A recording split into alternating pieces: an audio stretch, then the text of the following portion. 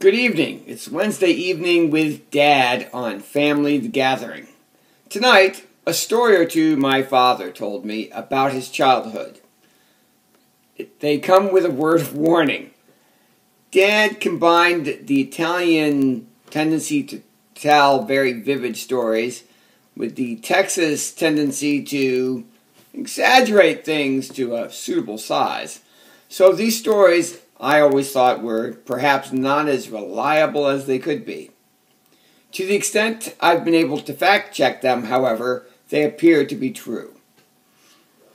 The first story my dad told me about his childhood had to do with the Great Hurricane of 1900. It's a hurricane that put a big dent in Grandfather Bernardini's finances and prevented my grandmother from going to college. My great-grandfather, owned a lumber yard on the island of Galveston.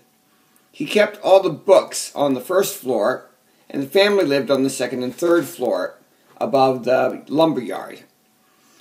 But in the Great Hurricane of 1900, the books that great-grandfather kept the loans to contractors in were destroyed when the storm surge completely flooded the lumber yard. Now my dad says that, according to his mom, people were reaching out the second floor windows of the family home and pulling people in out of the storm surge. I always thought that seemed a little exaggerated. On the other hand, when I read Isaac's Storm, a book about the Great Hurricane of 1900, it turns out that really happened. That the storm surge was so powerful and so large that all the first floors flooded, and that people really did reach out of their second floor windows and pull people in out of the flood. So, score one for Dad.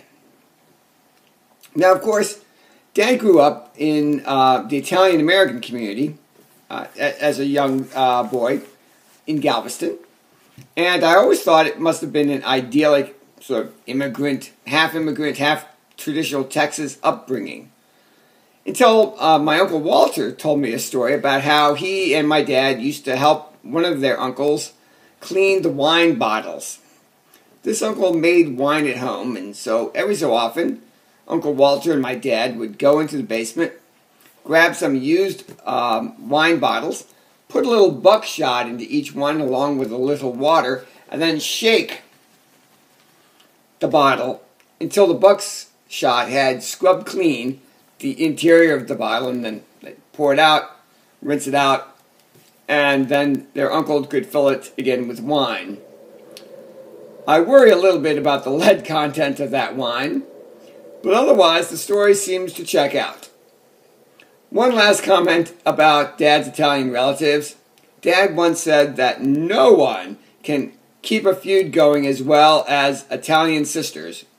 And, as a special added bonus, the daughters always inherited the feuds. May you not inherit any feuds, and I'll see you next week on Family the Gathering.